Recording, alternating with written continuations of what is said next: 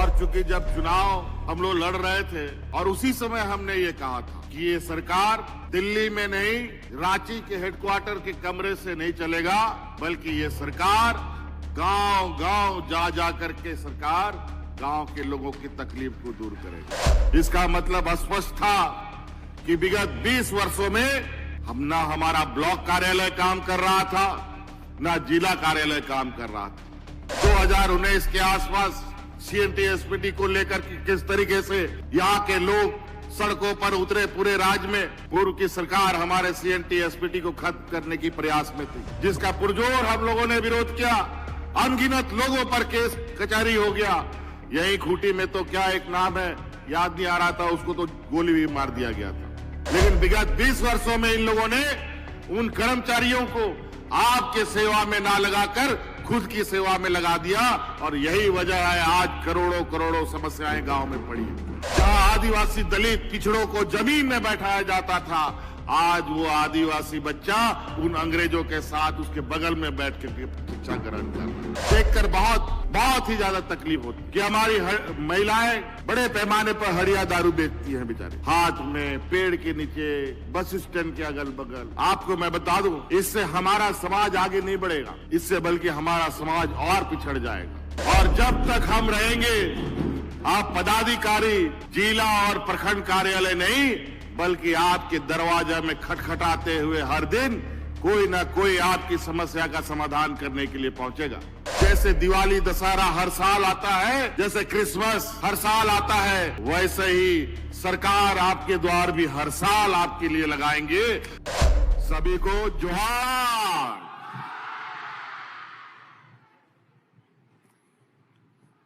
आज खूंटी जिला के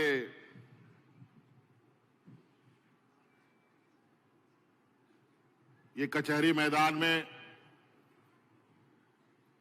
सरकार के द्वारा चलाया जा रहा विगत 24 नवंबर से लगातार विभिन्न पंचायतों में आपकी योजना, आपकी सरकार, आपके द्वार के शिविर कार्यक्रम चल रहा है। इस दौरान हम लोग भी विभिन्न जिलों में जा जाकर आपके बीच में इन कार्यक्रमों की वास्तविक स्थिति को जानने और समझने का प्रयास करने के लिए पहुंच रहे हैं। आज इस दौरे में विभिन्न जिलों से होते हुए आज हम आपके खूंटी जिले में आए हैं, और आज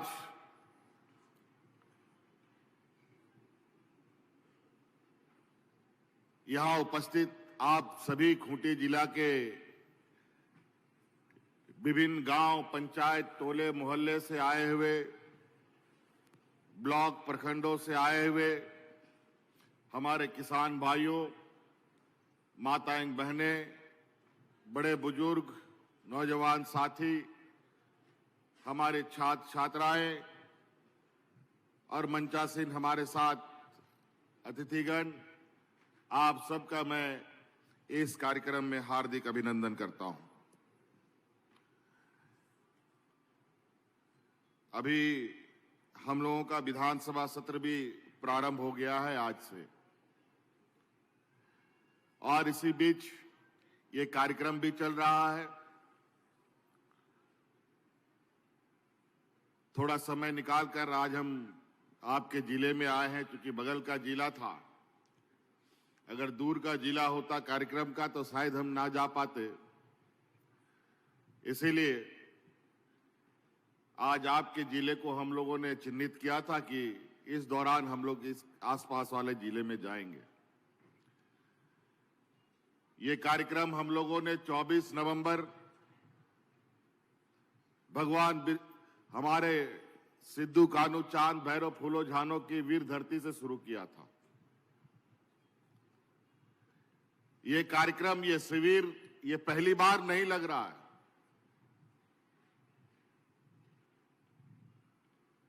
ये 2021 से ये शिविर लग रहा है। 2021 में भी जब हम लोगों ने ये शिविर शुरू किया तो ये पावन धरती खूंटी से ही हम लोगों ने इस कार्यक्रम का शुभारंभ किया था। भगवान बिरसा मुंडा जी के जन्म स्थल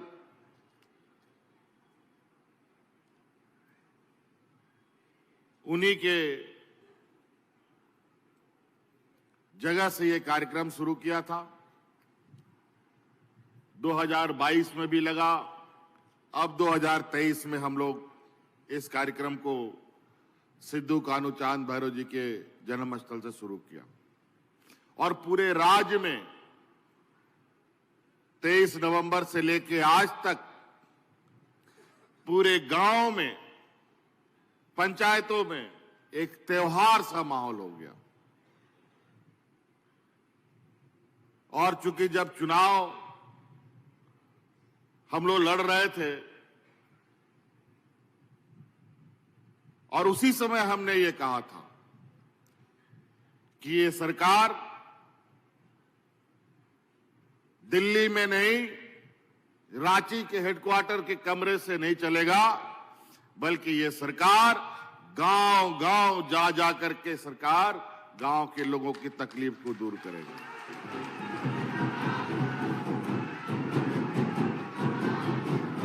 आप लोगों ने, हम लोग का राज अलग हुआ, अभी 23वां साल चल रहा है। 2020 से हम राज्य के मुख्यमंत्री के रूप में महागठबंधन की सरकार बनी है। इससे पहले ना कभी सुना ना कभी देखा कि कोई पदाधिकारी, कोई कर्मचारी गांव में जाकर के हमारे लोगों की समस्या का समाधान करता हो, कभी नहीं सुना था।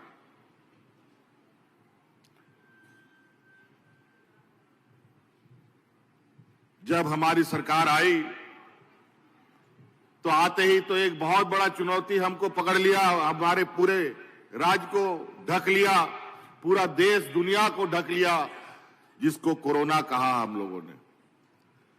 कोरोना महामारी सरकार बनते ही ठीक से हमारा मंत्री लोग शपथ भी नहीं लिया था, पूरा दुनिया ठप हो गया, लॉकडाउन हो गया। गाड़ी, मोटर, हाट, बाजार, दुकान, स्कूल, कॉलेज, फैक्ट्री सब बंद। पूरा भारतवर्ष, पूरा दुनिया मानो रुक सा गया था।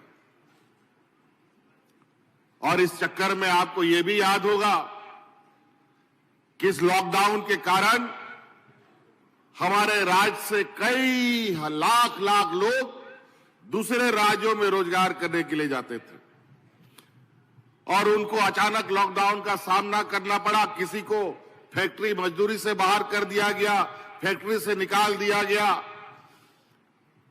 ड्राइवरी का भी काम करता था तो मालिक उसको भी भगा दिया।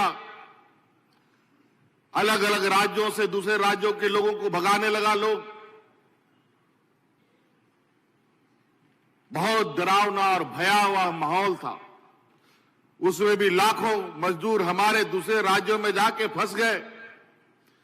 आने जाने का कोई रास्ता नहीं, ना ट्रेन चल रही है, ना बस चल रहा है, ना मोटरसाइकिल, ना कोई भी चीज। व्यक्तिगत रूप से जिसका जो क्षमता था, कोई मोटरसाइकिल से चल दिया मुंबई से, कोई साइकिल से चल दिया महाराष्ट्र से, कोई पैदल ही चल दिया दिल्ली से। ये आलम हो गया। और कई लोग तो चलते चलते चलते पूरा बाल बच्चा के साथ, जो लोग चला गया था वो लोग वापस चला। कई लोग तो रास्ते में दम तोड़ दिया। कई महिलाओं ने बच्चों को सड़क में जन्म दिया। इतना डरावना दिन। और उस समय जब हमको ये पता चला कि हमारे तो लाखों गांव का लोग दूसरे राज्यों में जाके फंस गया है,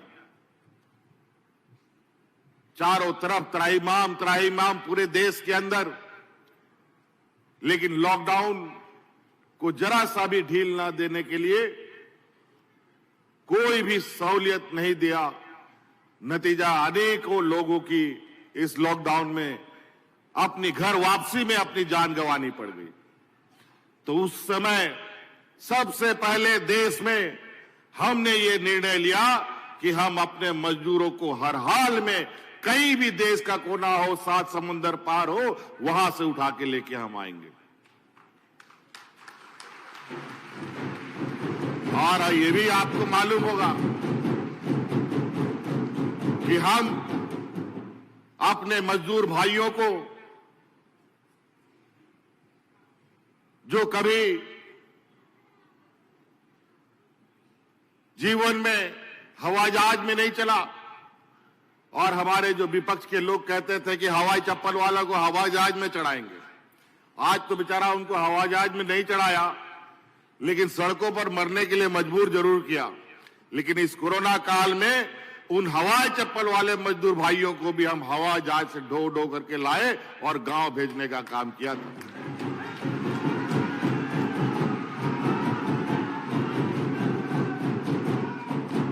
बहुत 1.5 साल, पौने 2 साल इस कोरोना ने हमारा बर्बाद किया। कुछ काम धाम नहीं होने दिया। फिर थोड़ा सा ही कोरोना का धुंध छटा तो हमने जो आपसे वादा किया था, वादा के अनुरूप सरकार जो आपके लिए कार्य योजना बनाती है, उन कार्य योजना का गठरी बना करके हमने गांव-गांव, पंचायत शिविर लगाने का काम किया। और उस शिविर के माध्यम से हमें कई ऐसी चीजें देखने सुनने को मिला जो हमें बहुत विचलित और हैरान कर दिया। पहला शिविर के माध्यम से 35 लाख आवेदन गांव से हमको मिला। दूसरा शिविर लगाए 55 लाख से अधिक आवेदन हमें मिला। तो हमने ये सोचा, अरे भाई क्या हो गया, इतना 1-1 करोड़ के लगभग आवेदन गांव से कैसे निकल रहे हैं? विगत 20 वर्षों में सरकारों ने कौन सा ऐसा काम किया कि आज इतना समस्या गांव के अंदर भी पड़ा है? इसका मतलब स्पष्ट था कि विगत 20 वर्षों में ना हमारा ब्लॉक कार्यालय काम कर रहा था, ना जिला कार्यालय काम कर रहा था। आज उन आवेदनों से हमारे गांव के अंदर, गांव के भीतर का जो तकलीफ था, जो समस्याएं थी, किसानों की, बुजुर्गों की, महिलाओं की, छात्र छात्राओं की, युवाओं का, किसानों का, वो सभी चीजों को जानने समझने का मौका मिला। फिर हमने एक एक करके सबको चिन्हित किया कि किसको सबसे पहले काम करना है। पहला, दूसरा, तीसरा, चौथा, पांचवा, सब एक लाइन से हम लोगों ने बनाया। और अभी जो शिविर लग रहा है, इसमें कितना आवेदन आएगा ये तो 29 तारीख के बाद पता चलेगा। और आज उन शिविरों का नतीजा है, जो हमें मार्गदर्शन उसने जो दिया, आज उसके बदौलत सर्वप्रथम जिन लोगों ने इस राज को पाने के लिए लड़ने मरने की कस्में खाई, कई लोग शहीद हो गए, इस राज के जल जंगल जमीन, यहाँ के आदिवासी, यहाँ के मूलवासियों को बचाने के लिए अपने प्राणों की बलिदान दे दिया। आप लोगों ने अभी हाल फिलहाल में भी सुना होगा, 2019 के आसपास CNT-SPD को लेकर किस तरीके से यहाँ के लोग सड़कों पर उतरे। पूरे राज्य में पूर्व की सरकार हमारे CNT-SPD को खत्म करने की प्रयास में थी, जिसका पुरजोर हम लोगों ने विरोध किया। अनगिनत लोगों पर केस कचहरी हो गया। यही खूंटी में तो क्या एक नाम है, याद नहीं आ रहा था, उसको तो गोली भी मार दिया गया था। आज उसके परिवार को भी हमने सहारा दिया और आज शायद किसी कार्यालय में उनको नौकरी भी हमने दी। तो आज उन समस्याओं को लेकर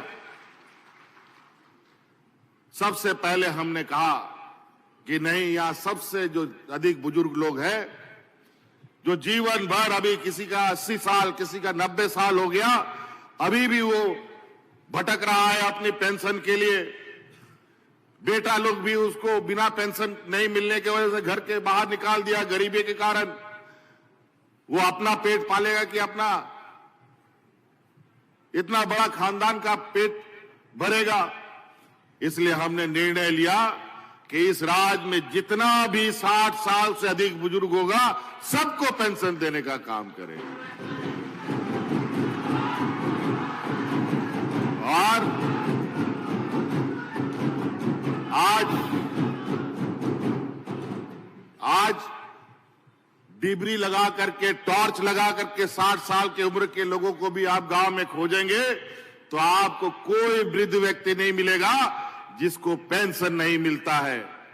आज जो 57-58 साल का आदमी है, बुजुर्ग है, वो दिन गिन करके अपना समय काट रहा है कि कब 60 साल होगा और हमको पेंशन हमारे घर के दरवाजा में आकर के मिलेगा।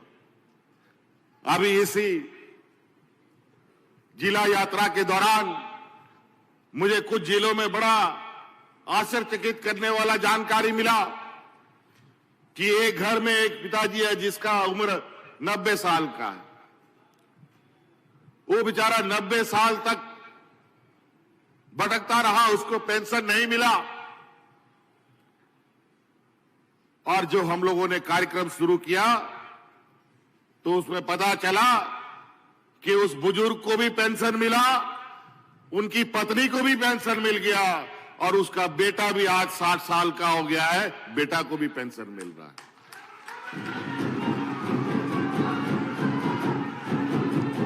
3-3 पेंशन। और तो और मां बाप, बेटा को भी पेंशन, और बेटा का अगर बेटी सब है तो उन बेटियों को सावित्रीबाई फूले का भी योजना मिल रहा है। 3-3, 4-4, 5-5 पेंशन लोगों को मिल रहा है। आज कोई ऐसा इस राज्य में घर नहीं बचा जिसको सरकार की कोई ना कोई योजना ना छूती हो। मैं दावे के साथ कह सकता हूं, क्योंकि मेरे पास आंकड़े हैं कि इन लोगों ने विगत राज अलग होने के बाद 20 वर्षों में मात्र 16,20,000 लोगों को पेंशन दिया, 20 वर्षों के अंदर। लेकिन मात्र 4 साल के अंदर हमने 36,20,000 लोगों को पेंशन देने का काम किया है।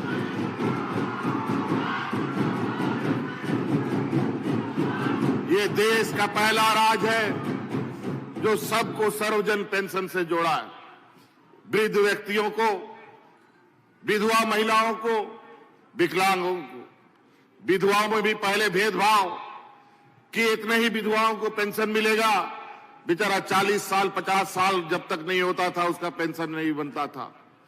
और बड़ा दुर्भाग्य की बात है, विधवा कब कोई हो जाए कोई नहीं कह सकता। भगवान ना करे कोई विधवा बने, कोई महिलाएं विधवा हो, लेकिन हमने ये कानून बना दिया कि 18 साल के बाद, शादी होने के बाद, जिस दिन अगर उसका पति मर गया उसके दूसरे दिन से उस महिला को पेंशन मिलेगा।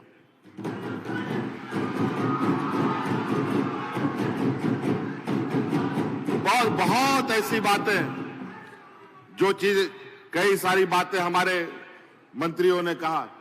आज शिविर में बहुत सारी स्टॉल लगी हुई है और यही स्टॉल गांव पंचायत में भी लग रहा है।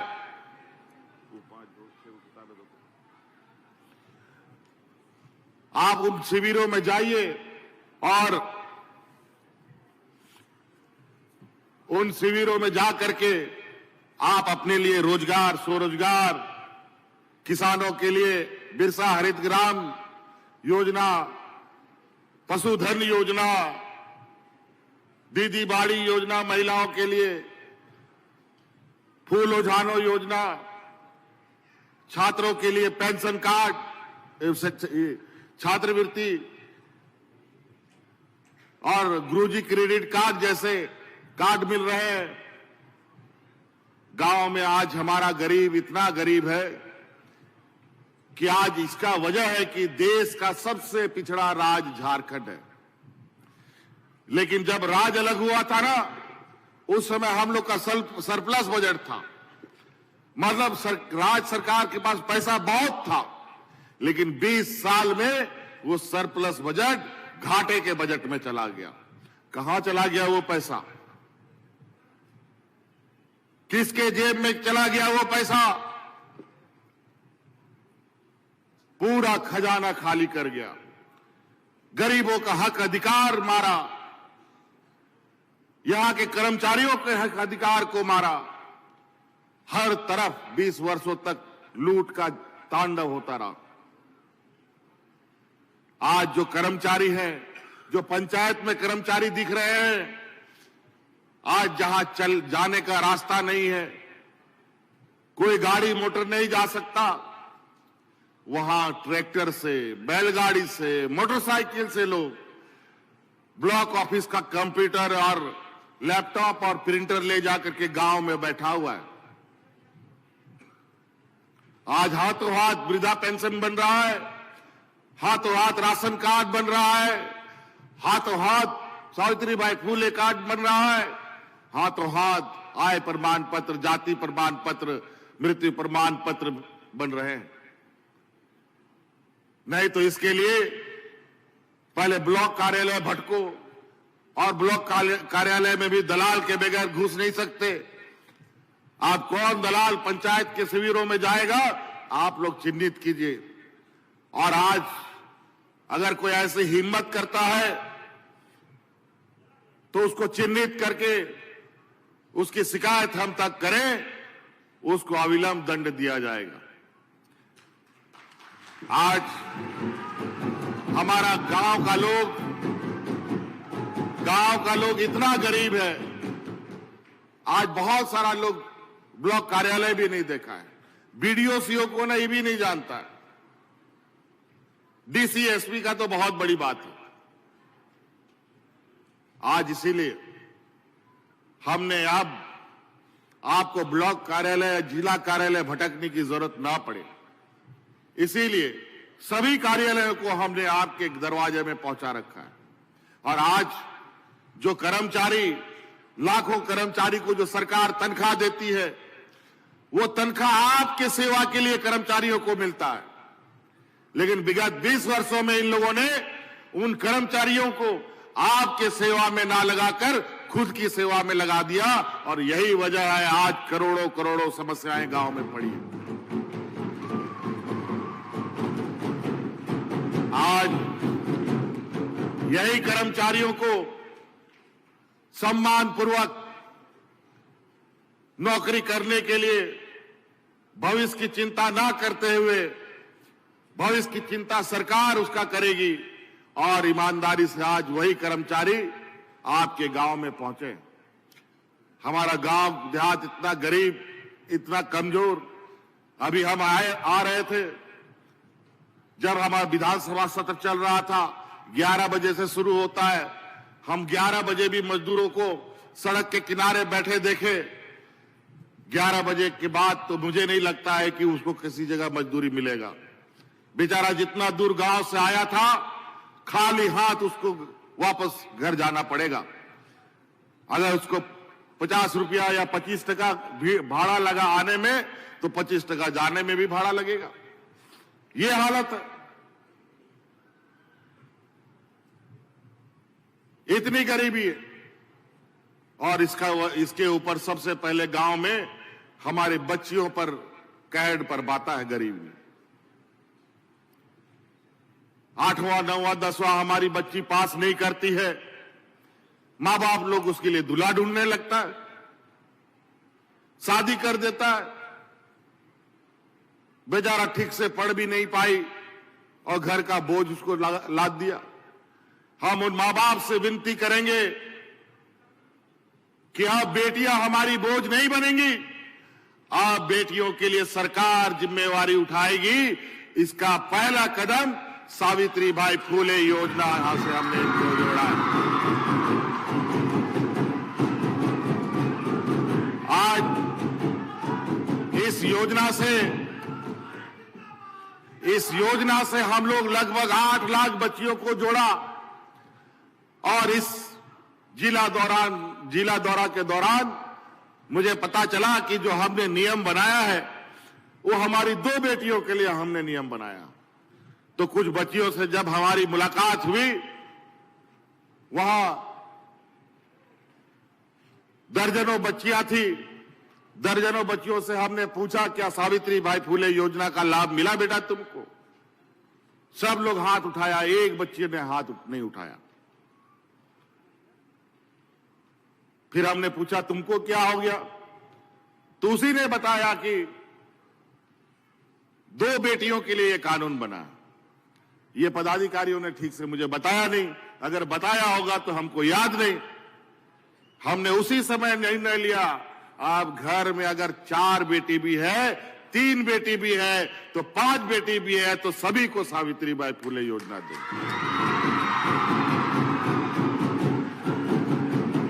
अब कोई बच्ची बचेगी नहीं, सबको, सभी बेटियों को देंगे। और आने वाला समय आप जब 10वीं 12वीं पास कर लेंगे तो आपको गुरुजी क्रेडिट कार्ड भी हम देंगे। हमारे जितने छात्र छात्राएं हैं सबको, ताकि आप आने वाला समय में सिर्फ सरकारी स्कूल यहां जो जिला में है, प्रखंडों में है, कॉलेज में ही आप ना पढ़ करके आगे बढ़ने का प्रयास करें कि किसी तरह डिग्री ले लें। आप इंजीनियर भी बनिए, डॉक्टर भी बनिए, वकील भी बनिए, जज भी बनिए, पत्रकार भी बनिए, बड़ी बड़ी ऊंचाइयां बड़ी बड़ी पढ़ाइयां कर सकते हैं। इसके लिए आने वाला समय में आपको 2 लाख, 4 लाख, 5 लाख, 10 लाख रुपए का भी खर्चा होगा। गुरुजी क्रेडिट कार्ड के माध्यम से आपको आर्थिक रुपया सहायता दी जाएगी।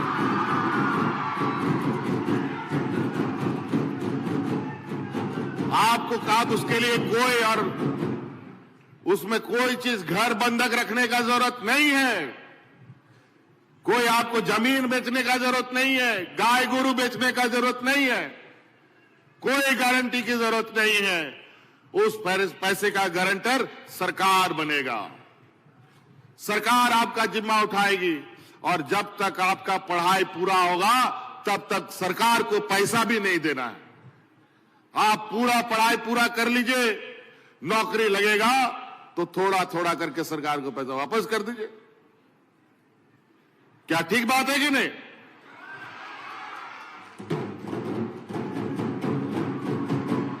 जब आपको 5 साल 6 साल में नौकरी लगेगा, 6 साल के बाद 7 साल के बाद वापस कीजिएगा सरकार को। सिर्फ यही नहीं, डॉक्टर इंजीनियर ही नहीं, बल्कि देश विदेश में भी आपको पढ़ना हो तो उसके लिए भी सरकार पूरा पैसा आपके लिए खर्च करेगी। आपको तो मालूम है, मैंने मरांगों के जयपाल सिंह पारदर्शी योजना प्रारंभ कर रखा है। ये भारत देश का पहला राज्य है जहां अपने राज्य के आदिवासी, दलित, पिछड़ा, अल्पसंख्यक बच्चों को विदेश में पढ़ने के लिए बिना किसी गारंटर का करोड़ों रुपया देने का काम कर रहे हैं। अभी आपके खूंटी जिला से ही एक हरकुलिस लड़का जो विदेश में पढ़ रहा है, गुमला जिला के 3 बच्चे, ज्योति लड़का, मेरी कुजूर, दीपिका टेटे जैसे बच्चियां अभी विदेश में पढ़ाई कर रही है और उसका पूरा आने जाने, खाने, रहने का पैसा राज्य सरकार दे रही है। और सिमडेगा की भी एक बच्ची है, इसमें बच्चियों ने बहुत जोर लगाया है और खुशी की बात है, इसमें बच्चियों की संख्या बहुत अधिक है। सिमडेगा की भी एक सुमन बड़ा एक बच्ची, वो भी विदेश चली गई है। तो ये कितने खुशी की बात है। आज जिन अंग्रेजों के खिलाफ हमारे बुजुर्ग, हमारे भगवान बिरसा मुंडा ने जिन्होंने लड़ाई लड़ी, हमारे सिद्धू कानू ने जो लड़ाई लड़ी, हमारे कई वीर शहीद जिन्होंने अंग्रेजों के साथ लोहा लिया, जहां आदिवासी दलित पिछड़ों को जमीन में बैठाया जाता था, आज वो आदिवासी बच्चा उन अंग्रेजों के साथ उसके बगल में बैठ करके शिक्षा ग्रहण कर रहा है। तो आज इस राज्य के लिए गौरवपूर्ण विषय है आपके, और यहां पर हम कहना चाहेंगे विशेषकर हमारे पढ़ने वाले छात्र छात्राओं को, हमने कुछ किताबें भी आपके बीच में स्टॉल में यहां मिल रहा है, वो खरीदने से नहीं बटेगा भी, और ये स्कूलों में भी हम देंगे। 6-7 किताब है, छोटा छोटा, स्कूलों में भी जाएगा, लाइब्रेरी में भी रहेगा। आज के दिन में भी हमारे कई ऐसे माँ बाप हैं गांव में जो पढ़े लिखे नहीं है बेचारे। हम उन बच्चों से कहना चाहेंगे, आप इसमें सरकार की योजनाओं को पढ़िएगा और अपने माँ बाप को बताइएगा कि सरकार आपके लिए क्या काम कर रही है और आप इसका लाभ कैसे ले सकते हैं। ये सारी चीजें इन किताबों में लिखी है। आज के दिन में भी मैं देखता हूं ये इतने स्टॉल लगे हैं, बेचारे पढ़े लिखे गांव के लोग नहीं है। पंचायत में शिविर लग रहा है, बेचारा जहां वृद्धा पेंशन का काउंटर है वहां जाके राशन कार्ड का फॉर्म भर रहा है, जहां राशन कार्ड का काउंटर है वहां सावित्रीबाई फुले योजना का फॉर्म भर रहा है। बहुत बेचारा अभी भी पढ़ा लिखा नहीं है। इसीलिए अपने माँ बाप को सहायता करने के लिए हमने ये किताबें बनाई है जो आपके स्कूलों में रहेगा, और आप उनको जरूर देखिए और अपने घर में माँ बाप को बताइए कि आप क्या सरकार आपके लिए क्या काम कर रही है। आपके खूंटी जिला के अंतर्गत और आपका शिक्षा कैसे बेहतर हो। आजकल कई प्राइवेट स्कूल खुल गए हैं, सरकारी स्कूल के बनस्पत उसकी बहुत महंगी फीस, बड़े बड़े उनके कोर्सेस, आज के प्रतिस्पर्धा के साथ नियम कानून देश में तो बहुत कॉम्पिटिटिव बनता है, बहुत प्रतिस्पर्धाएं होती हैं, लेकिन सरकारी व्यवस्थाएं में हमारी जो बच्चे बच्चियां पढ़ती है उन स्कूलों से उतने बड़े प्रतिस्पर्धा में बहुत ज्यादा बेचारे आगे नहीं बढ़ पाते। इसीलिए हमने आपकी बेहतर शिक्षा के लिए उत्कृष्ट विद्यालय बनाने शुरू कर दिए। आपके जिला में 3 उत्कृष्ट विद्यालय बना है, 2 खूंटी में, 1 कर्रा में। अभी तो हम लोगों ने पहला चरण में 80 विद्यालय पूरे राज्य में खोले हैं, और आने वाला ये स्कूल 80 से बढ़कर के 5000 स्कूल हम खोलने जा रहे हैं।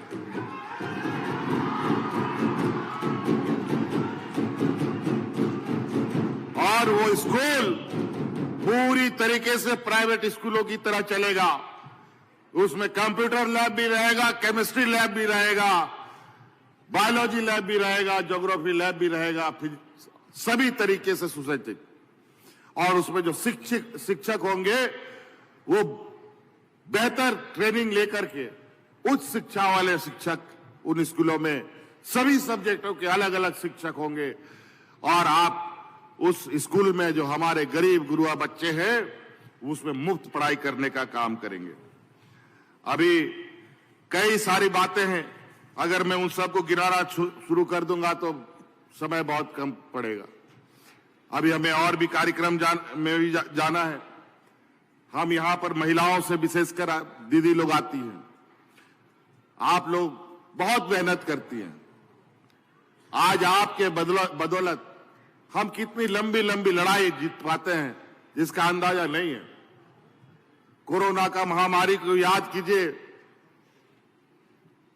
हाट बाजार, गाड़ी मोटर सब बंद, बाजार में किसी को रोजगार, मजदूरी भी नहीं मिल रहा था, और हमारा गांव देहात इतना गरीब कि अगर रोज मजदूरी नहीं मिलेगा तो उसका घर का चूल्हा भी नहीं जलता था।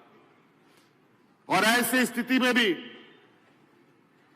हमारी गांव की महिलाओं ने हमें इतना मजबूती के साथ सहयोग दिया कि इस महामारी में अपनी जान की परवाह किए बगैर गांव-गांव में दीदी बाड़ी योजना चला करके मुफ्त गरीबों को अनाज खिलाने का काम कर रही थी।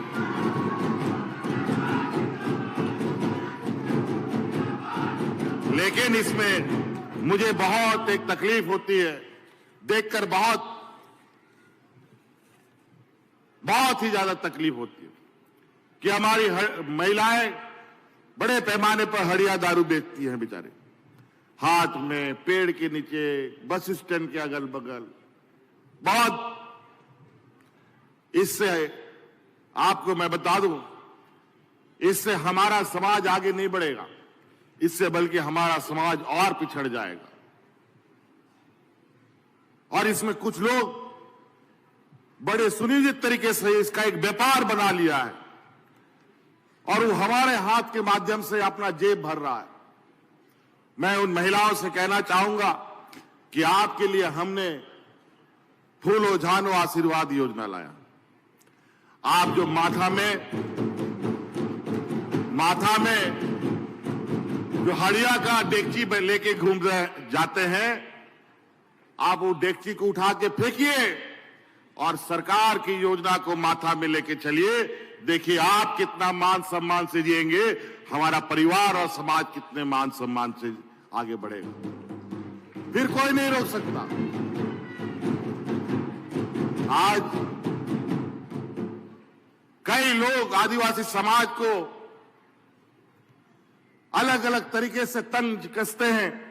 राज अलग करने के बाद जब शिबू सोरेन जी ने किया तो लोग बोलता था ये आदिवासी राज लेगा, ये तो हड़िया पी करके जगह पेड़ के नीचे पड़ा रहेगा। लेकिन आज शिबू सोरेन ना भगवान बिरसा मुंडा सिद्धू कानू का जो लक्ष्य था, उस लक्ष्य को कभी नहीं छोड़ा और आज उस व्यक्ति ने एक लंबी लड़ाई लड़ी, बचपन, जवानी, बुढ़ापा दिया और राज आज हमारे सपूत करके गया, आज जिन बूढ़ा हो गया। लेकिन आज इस राज को संवारेगा कौन?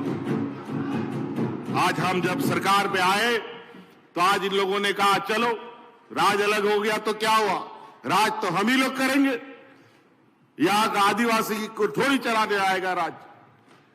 और सरकार बनने के दूसरे दिन से सरकार गिराने में लगे, विधायक की खरीद फरोख्त करो, यही करो।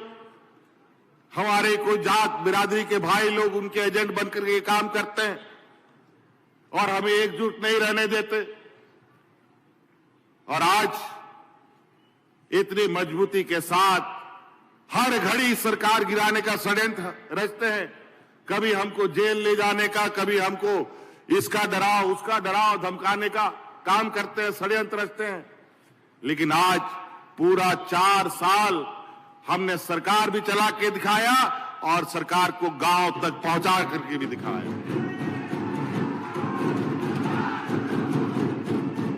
और आज गांव ही सरकार तक, गांव ही नहीं पहुंचा सरकार तक। आज हमारे बच्चे, गरीब, आदिवासी, दलित, पिछड़ा बच्चा आज विदेश में जाकर के इस राज्य का नाम रोशन कर रहा है। यहीं तक गाड़ी रुकी नहीं और जब तक हम रहेंगे, आप पदाधिकारी जिला और प्रखंड कार्यालय नहीं बल्कि आपके दरवाजा में खटखटाते हुए हर दिन कोई ना कोई आपकी समस्या का समाधान करने के लिए पहुंचेगा।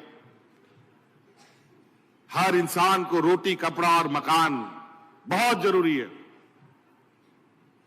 इसके बगैर कोई इंसान पूरा नहीं है। अमीर को भी रोटी, कपड़ा और मकान चाहिए, गरीब को भी रोटी, कपड़ा और मकान चाहिए, चाहे झोपड़ी ही सही, चाहे वो खपड़ा का हो, चाहे वो ढलाई का घर हो, लेकिन घर चाहिए। हर हाल में अनाज भी चाहिए, जिंदा रहना है तो अनाज हर हाल में चाहिए और कपड़ा भी हर हाल में चाहिए। महंगा नहीं तो सस्ता ही सही, तन ढकने के लिए कपड़ा जरूर चाहिए। लेकिन हमारे पूर्व की सरकारों ने ये सभी चीजें हमारे गरीबों से लूट ली। आज ये खूंटी, गुमला, सिमडेगा गवाह है। 2019 से पहले डबल इंजन की सरकार में इस राज्य में लोग राशन कार्ड हाथ में लेकर के भूख से मरा है। दर्जनों लोग मरे, लेकिन हम लोगों ने कोरोना जैसे महामारी, सूखा जैसे महामारी में भी एक भी व्यक्ति को इस राज्य में भूख से नहीं मरने दिया।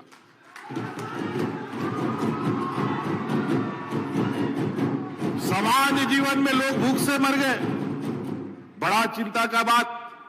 ना कोई महामारी, ना कोई सुखाड़, ऐसे स्थिति में लोग भूख से मर गया। क्या हो गया था उस दिन, और आज ऐसा क्या हुआ कि इतना मुसीबत के बाद भी लोग को मरने नहीं दिया गया। आज तो ऐसे कई राज्य, अगल बगल राज्य में जाके देख लीजिए, जानवरों की तरह लोग मरे। वहां इतना लोग मरा कि जलाने के लिए लकड़ी खत्म, दफन करने के लिए मिट्टी खत्म, यह स्थिति हो गया। वहां के लोग अपने परिजनों को ऐसे ही नदी किनारे छोड़ के भाग जाते थे और चील, कौवे और कुत्ते उनका पार्थिव शरीर को नोच नोच के खाते थे। लेकिन झारखंड में ऐसी स्थिति कभी आप लोगों ने ना सुनी, ना आप लोगों ने देखा।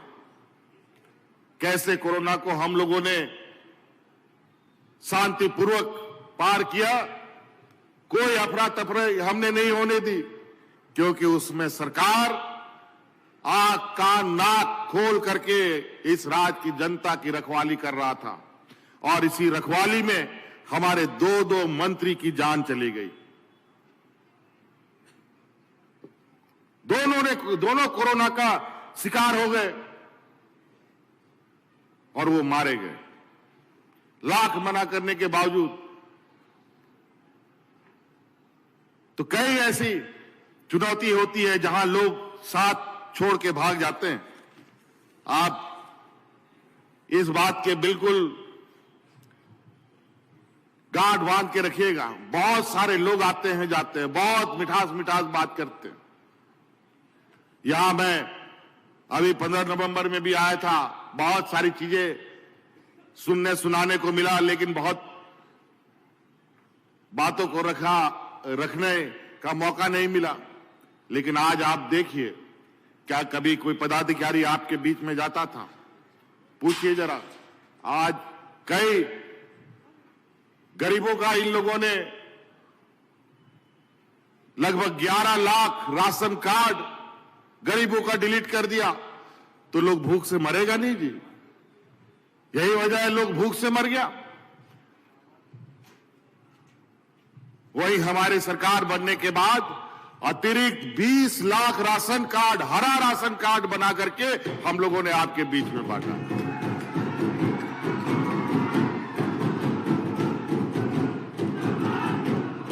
कैसे मरेगा लोग? और किसी भी कीमत पर ऐसी घटना को होने से हम लोग हर हाल में सचेत होकर काम करते हैं। मकान की बात करें, आज बड़े पैमाने में गरीबों के यहां मकान नहीं है। अभी आजकल आप हमारे विपक्षियों का बहुत जोर से हम पर दोषारोपण चल रहा है कि संथाल परगना के सुंदर पहाड़ी ब्लॉक में पहाड़िया लोग कालाजार, मलेरिया से मर रहा है। और ये बीमारी गरीबों का है, अमीरों को नहीं आता है। कालाजार जैसा बीमारी सिर्फ और सिर्फ गरीब के घर में ही आता है। जिसका घर नहीं होता, जिसका घर टूटा फूटा है, फटा चिटा है, गंदगी से भरा है, वही ये बीमारी पनपती है। आज उन गरीबों को आवाज देने के लिए केंद्र सरकार के पास हाथ पैर हम जोड़ते रहे, लेकिन गरीबों के लिए आवास आवंटन नहीं हुआ। 8 लाख गरीब लगभग अभी भी चिन्हित किया गया, लेकिन केंद्र सरकार ने हमारी कोई नहीं सुनी। अंततः तो हमने ये निर्णय लिया कि अगर गरीब को घर नहीं मिला तो ऐसे ही सब लोग बीमारियों से मरते रहेंगे। इसलिए हम लोगों ने अपने दम पर अबुआ आवास योजना शुरू किया है, जिसका आवेदन आप दे रहे हैं। अब हर गरीब को आवास मिलेगा। और जो मुझे जानकारी है, और जो मुझे जानकारी है कि अबू आवास में इतना भीड़ हो गया, इतना आवेदन आ रहा है कि पता नहीं 8 लाख तो हमारे चिन्हित गरीब लोगों का पहले से किया गया था, लेकिन लगता है कि 8 लाख नहीं, उससे अधिक गरीब लोग को आवास की आवश्यकता है। मैं उन सभी गरीबों को आश्वस्त करना चाहता हूं, चाहे 1 साल लगे, चाहे 2 साल लगे, चाहे 3 साल लगे, चाहे 4 साल लगे, चाहे 5 साल लगे, हर हाल में हम आपको आवाज देंगे और ऐसा आवाज देंगे कि जो केंद्र सरकार से बढ़िया आवाज देंगे। तो इसलिए आप लोगों से इस एरिया में हमारी बच्चियां बड़ी होनहार है, खास तौर पर खेल के प्रति। आप लोगों ने देखा कि अभी देश में पहली बार women's hockey, Asian women's hockey championship हमने रांची में कराया था। 10 दिन तक पूरे दुनिया के 8 देशों के खिलाड़ी हमारे झारखंड राज्य में थे और हॉकी का जो प्रदर्शन हुआ, ऐसा प्रदर्शन हॉकी इंडिया में कभी नहीं देखा गया। और आज महिला हॉकी में सबसे अधिक भागीदारी अगर है तो झारखंड की बच्चियों का है। और इसको लेकर आपके खूंटी जिला भी तो हम हेलीकॉप्टर से देख रहे थे, यहां लगता है 2-2 स्टोट्रफ का मैदान बना हुआ है। यहां लगभग खूंटी में, गुमला में, सिमडेगा में, सभी जिला में, प्रखंड स्तर में भी खेल मैदान, पंचायत स्तर में भी खेल मैदान, अब जिला स्तर में वर्ल्ड क्लास स्टोट्रफ बना करके हमने आपको दिया है। आप पढ़ाई लिखाई के माध्यम से भी आगे बढ़ सकते हैं और खेल के माध्यम से भी यहां के युवाओं को आगे ले जाने का हमारा लक्ष्य है। हमने नया नीति बनाई है, आप खिलाड़ियों को भी प्रोत्साहन राशि भी दिया जाएगा और आने वाला समय में नौकरियों में भी हिस्सेदारी खिलाड़ियों को देने का हमारा विचार है, ताकि हम उसको और मजबूती प्रदान कर सकें। इसलिए कई बातें हैं, मैं यही बातें को समाप्त करना चाहूंगा। अभी कई उद्घाटन, शिलान्यास, परिसंपत्ति है। ये बगल में देखिए वो बस दिख रहा है, बहुत सारा यहाँ बोलेरो दिख रहा है, बहुत सारा टेम्पो उम्पो दिख रहा है, ट्रैक्टर दिख रहा है। ये सब हमारा गांव जाएगा। आज के दिन में भी इस राज्य का 80% लोग गांव में बसता है। जब तक गांव मजबूत नहीं होगा, किसान मजबूत नहीं होगा, राज्य मजबूत नहीं होगा।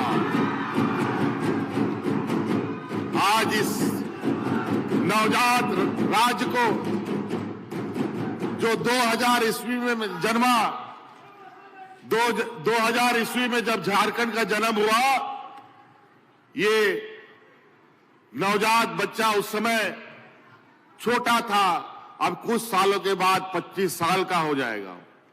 युवा राज 2-3 साल के बाद इस राज को अपने जिम्मेदारी अपने कंधे पर उठा लेना चाहिए, लेकिन 20 वर्षों में इस बच्चे का हमारे जो विरोधियों ने लगातार कमजोर करने का, उसका खून चूसने का काम किया और आज इसको बीमारू राज बना के रखा।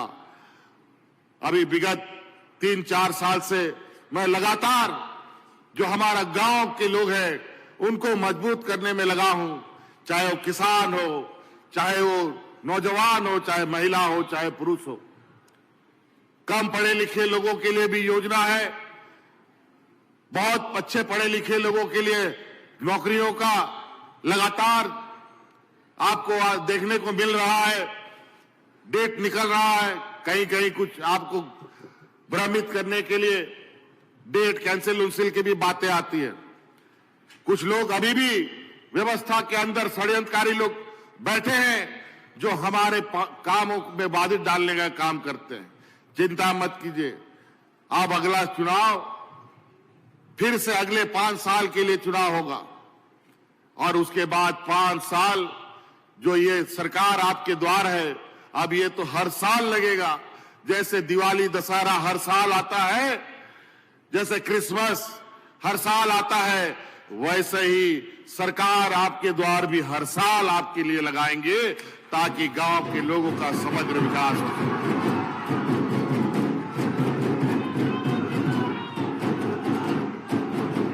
आज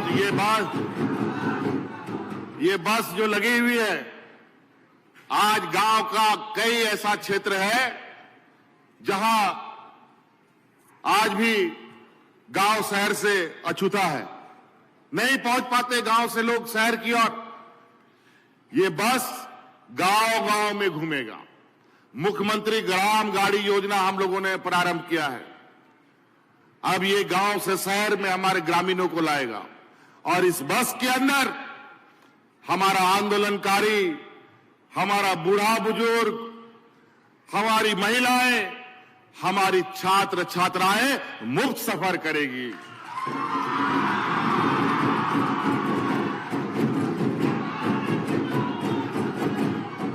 तो इसलिए ये सौगात आपको थोड़ा बहुत हाथ पैर आप लोगों को भी चलाना पड़ेगा। आप सब लोगों के लिए कोई ना कोई योजना, पशुधन योजना से आप अधिक आय कमा सकते हैं, बिरसा हरित ग्राम योजना से आप अच्छा आमदनी कर सकते हैं, पशुधन योजना से 90% के अनुदान में आपको जानवर मिल रहा है, गाय, बकरी, मुर्गी, सुअर, जो पालना है पालिए। अब तो भैंस भी आप लोग को बांटने का हम लोगों ने इसमें जोड़ दिया। और तो और पहले जो सरकार है जानवर देती थी, वो बीमारू जानवर देता था। किसी ग्रामीण को जानवर मिला, हफ्ता 10 दिन या महीना 2 महीना में मर जाता था और बेचारा जितना दिन मेहनत किया किसान, वो अपना माथा पटक लेता था। अब हमने इसमें नया काम कर दिया है। आज जो भी जानवर हमारे किसानों को मिलेगा, वो जानवर बीमाकृत जानवर मिलेगा। गलती से भी जानवर मर गया तो उसका पूरा पैसा बीमा वाला आपको देगा।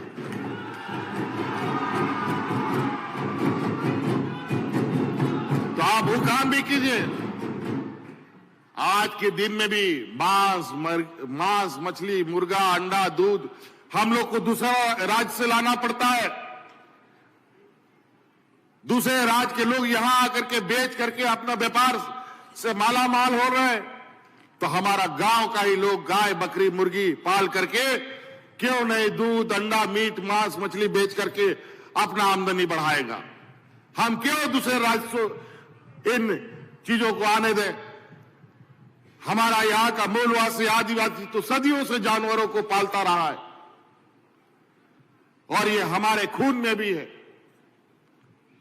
आज इसीलिए जो लोग दूसरे राज्यों से यहां आकर के अब आंध्रा का मछली हम खूंटी जिला में खाएं और बगल का तालाब का मछली हमको ना मिले, ये तो उससे बड़ा दुर्भाग्य और क्या हो सकता है। इसीलिए आप लोग अपना मेहनत कीजिए। भगवान 2 पैर 2 हाथ और माथा में छोटा सा बुद्धि देकर के भेजा है, ताकि अगर ये हाथ पैर चलता रहेगा, बुद्धि चलता रहेगा, तो जीवन में कोई आदमी भूखा नहीं मरेगा। इसीलिए आपके लिए सारे दरवाजे योजनाओं के हम लोगों ने खोले। आप उन योजनाओं का लाभ लें ताकि हमारी ग्रामीण अर्थव्यवस्था मजबूत हो, क्योंकि हम जानते हैं कि ये राज्य तभी आगे बढ़ सकता है, तभी ये विकसित राज्य हो सकता है, तभी गरीबी का जो माथे पर हमारे पर कलंक लिखा हुआ है, जो पिछड़े राज्य का कलंक लिखा हुआ है, ये तभी मिटेगा जब हमारा गांव मजबूत होगा। शहर मजबूत होने से नहीं मिटेगा। तो इसीलिए गांव के लोग, किसान, मजदूर, आपको याद होगा, बहुत सारे लोग उस बात को याद भी कर लीजिए। अभी कुछ समय पहले, साल भर पहले देश में किसान आंदोलन हुआ था। देश के केंद्र सरकार ने किसानों के लिए 3 काले कानून लाए थे। अगर वो काला कानून पास हो जाता तो इस देश का किसान खत्म हो जाता। हमको ढूंढने से भी किसान नहीं मिलता। किसानों ने कमर कसा, 1 साल से अधिक दिल्ली को चारों तरफ से घेर करके रख दिया। दिल्ली को ऐसा कब्जा कर लिया और 1 साल का आंदोलन, 1 साल तक किसान अपना घर छोड़ करके दिल्ली को किलाबंदी करके रखा। इसमें हजारों किसान मारे गए और इन किसान के बदौलत आज वो काला कानून नहीं बना, नहीं तो किसान सब खत्म हो चुका होता। जब अन्नदाता खत्म हो जाएगा तो अनाज खिलाएगा कौन? तो हमें भी भूखा मरना पड़ेगा। देश में जो व्यापारियों की दुकान चल रही है, वो व्यापार पैसे कमाने के लिए अनाज खरीदना पड़ेगा। तो इसीलिए आप सब लोग गांव देहात से आते हैं और हमें पता है हमारा गांव के अंदर लोगों में क्षमता की कमी नहीं है, लेकिन संसाधन का अभाव, लोगों को जानकारी का अभाव, और जानकारी के लिए भी आपके जिले में हम लोगों ने किसान पाठशाला भी शुरू किया है। उन किसान पाठशालाओं को बहुत उम्दा तरीके से तैयार किए हैं। अब आने वाला समय में जो हमारे स्कूल के बच्चे अपनी शिक्षा ग्रहण कर रहे हैं, पढ़ाई पढ़ रहे हैं आगे इंजीनियर डॉक्टर की, आने वाला समय में हम किसानों को गांव से लाएंगे और उस स्कूल में बेहतर कृषि के लिए शिक्षा देने का काम करेंगे। तो आप किसानों के लिए भी हम लोगों ने किसान पाठशाला खोला है। तो इन्हीं बातों के साथ हम अपनी बातों को समाप्त करते हैं।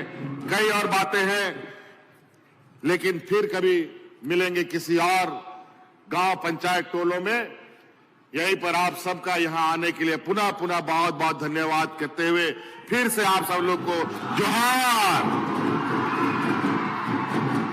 चाहते हैं कि हमारे वीडियोस का नोटिफिकेशन आपको बिना देरी के मिलता रहे, तो आप इस चैनल को फॉलो और सब्सक्राइब जरूर कर लें। बाकी आप हमारे काम को लेकर कोई सुझाव हमें देना चाहते हो तो कमेंट बॉक्स में आप सादर आमंत्रित हैं। इसके अलावा हमारे वीडियोस आपको अलग अलग ठिकानों जैसे फेसबुक, इंस्टाग्राम, ट्विटर पर भी देखने को मिलेंगे, जिसके लिंक डिस्क्रिप्शन में डाल दिए गए हैं।